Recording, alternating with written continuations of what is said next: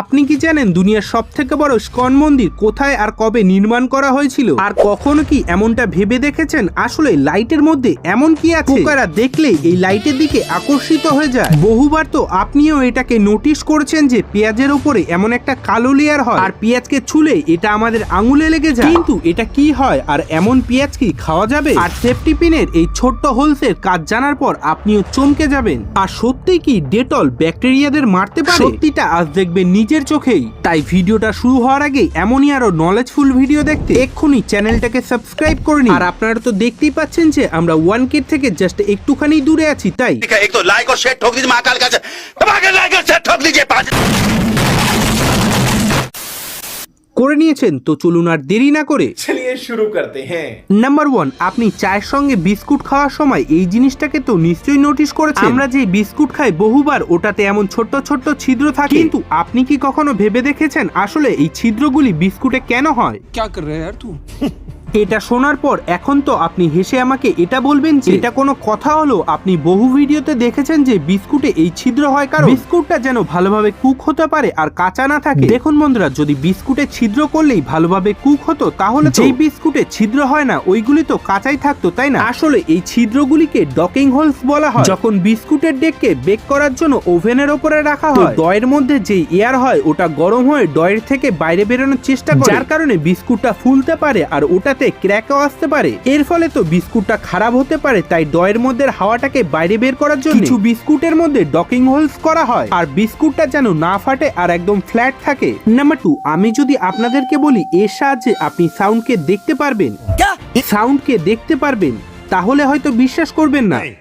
আসলে এটাকে ক্ল্যান্ডি plate experiment বলা হয়। এটাকে সব থেকে প্রথমে একজন জার্মান সায়েন্টিস্ট আর্নেস্ট ক্ল্যান্ডি 1787-তে পারফর্ম করেছিল। সে একটা উপায় বার করে দেয় সাউন্ড ওয়েভকে দেখার জন্য আসলে প্রতিটি সাউন্ডের একটা আলাদা ফ্রিকোয়েন্সি থাকে। এই জিনিসটাকে ডিমনস্ট্রেট করার জন্য ক্ল্যান্ডি একটা প্লেট নেয় আর একটা স্পিকারের উপরে লাগিয়ে দেয়, এরপর ওর উপরে বালি ছিটিয়ে দেয়। এইসব করার পর সে যখন আলাদা আলাদা সাউন্ডকে জেনারেট করে তখন দেখতে পায় প্লেটে এমন আলাদা আলাদা সাউন্ডে আলাদা আলাদা প্যাটার্ন তৈরি হচ্ছে। এমনটা এর জন্য হয় কারণ প্লেটে যেখানে ভাইব্রেট হয় ওইখান থেকে বালিটা সরে যেখানে ভাইব্রেট হচ্ছে না ওইখানে চলে যায়। নাম্বার 3, যদি আপনি আপনার দাড়িকে রোজ শেভ করেন তাহলে আপনি বড় ভুল করছেন। কারণ আপনি যখন রোজ দাড়ি কাটেন তখন ওটা বেশিরভাগ কেসের মধ্যে দাড়িটা নরমালি তো গ্রো হয়ে যায়, আর কখনো কখনো তো কিছু চুল রেজারের কারণে খুবই পাতলা হয়ে যায় আর অন্য চুলের মতন স্কিনের বাইরে আসতে পারে না আর স্কিনের মধ্যে ট্র্যাপ হয়ে এমন কুকড়ে যায়। এরপর ওই এরিয়াটা কিছুদিন পর লাল হয়ে ফুলে যায়, যেটা খুবই চুলকানিদায়ক হয়। হ্যাঁ, এটাকে একটা নিডলের সাহায্যে খুব সহজেই বার করা যায়, কিন্তু বহু কেসের মধ্যে যখন এটাকে বার না করা যায় তখন ইনফেকশনের কারণে ওইখানে মাওয়াত ভরে যায়, যেটা খুবই পেইনফুল হয়। এর জন্যই তো যদি আপনার স্কিনেও এমন বাম্প দেখতে পান যেটা খুবই চুলকানিদায়ক, তো আর দেরি না করে ডাক্তারকে দেখান, কারণ ওটা একটা ইনগ্রো হেয়ার হয়। নাম্বার 4, আপনি কি কখনো একটা কলাকে 50 কোটি টাকা দিয়ে কিনবেন? একটা কলা ऐसे कुछ ज्यादा नहीं हो गया?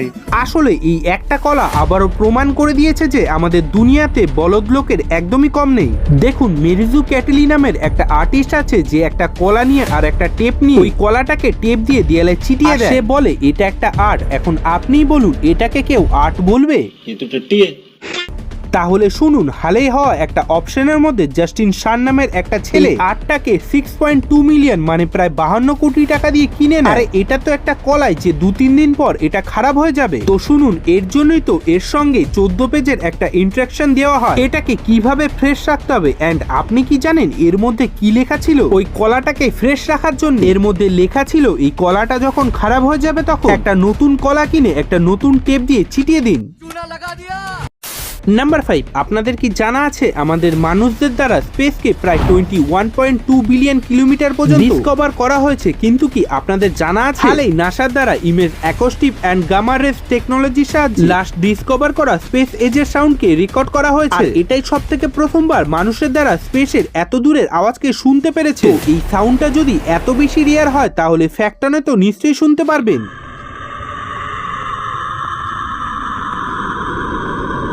তো এই সাউন্ডের জন্য ভিডিওটাতে একটা লাইক তো নিশ্চয়ই হয়। নাম্বার 6, আপনিও কি কখনো এটা ভেবে দেখেছেন আসলে লাইটের মধ্যে এমন কি আছে যে পোকারা লাইট দেখতেই আকর্ষিত হয়ে যায়? যখনই এই বিষয়টাকে জানার জন্য সায়েন্টিস্টরা রিসার্চ করে, তো এটা জানতে পারা যায় যে পোকারা দিনের বেলায় সানলাইটকে ইউজ করে নেভিগেট করে, মানে দিক নির্দেশনা করে। এর মানে তারা সূর্যের দিকে নিজের পিছন করে এরপর তারা ফ্লাই করে, আর এমনটা করার জন্য রাত্রের বেলায় তারা মুনলাইটকেও ইউজ করে। প্রবলেম এটা হলো যে আজকের সময় বহু লাইট এসে গেছে, তাই যখনই কোনো পোকা লাইটের কাছে যায় তখন ওই লাইটটাকে সান বা মুন ভেবে নিজের পেছনটাকে লাইটের দিকে করে দেয়। পোকারা সামনের দিকে উঠতে চায়, কিন্তু তাদের যে মেকানিজম হয় ওটা বারবার তাদেরকে লাইটের দিকে করে দেয়, যার কারণে তারা একটা লুপের মধ্যে ফেসে যায় আর ওই লাইটের অ্যারাউন্ড গোল গোল ঘুরতে থাকে ততক্ষণ যতক্ষণ না লাইটটা বন্ধ হয়ে যায় বা পোকাটা মারা যায়। নাম্বার 7, আপনিও আপনার বাজার থেকে আনা বহু পেঁয়াজের উপরে এমন কালো পরত পড়তে নিশ্চয়ই দেখেছেন। যদি আপনি ওটাকে হাত দিয়ে ছোন তাহলে ওটা আপনার আঙুলেও লেগে যায়। দেখতে তো এটাকে একদম ছাইয়ের মতন লাগে, কিন্তু এটা ছাই বা মাটি একদমই হয় না। এটা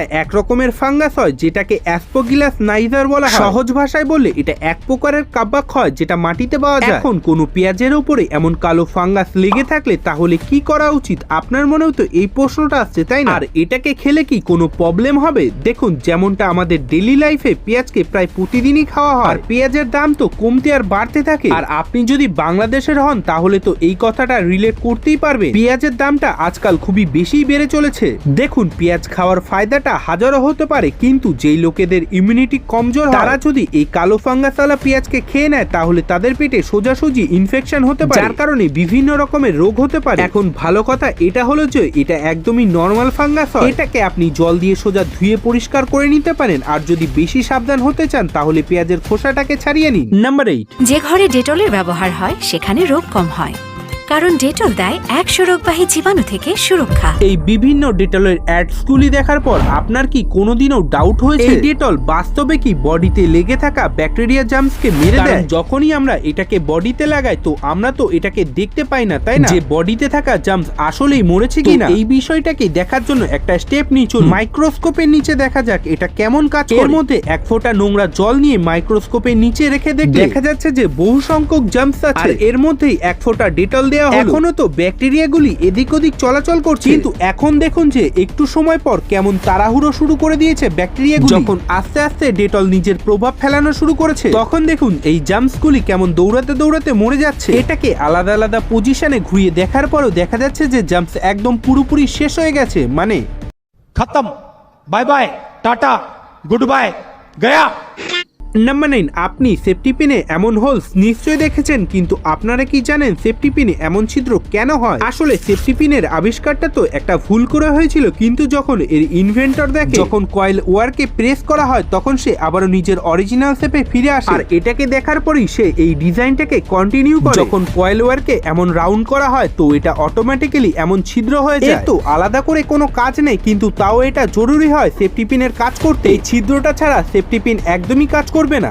নাম্বার 10, আপনাদের মধ্যে বহু লোক আছে যারা জানেই না যে দুনিয়ার সবচেয়ে বড় ইসকন মন্দির কোথায় আর কবে এই মন্দিরের নির্মাণ কাজ শুরু করা হয়েছিল। আসলে বন্ধুরা, এই ইসকন মন্দিরটির নাম হলো টেম্পল অফ বৈদিক প্ল্যানেটোরিয়াম। এই মন্দিরটাকে ভারতের পশ্চিমবঙ্গের নদিয়া জেলার মায়াপুরে নির্মাণ করা হয়েছে। এই মন্দিরের নির্মাণ কাজ শুরু হয় 2009 সালে। কোভিড এর জন্য মন্দিরের নির্মাণ কাজ কিছুটা পিছিয়ে গেলে 2023 সালে জুলাই বা অগস্ট মাসে দর্শনার্থীদের জন্য খুলে দেওয়া হয়েছিল।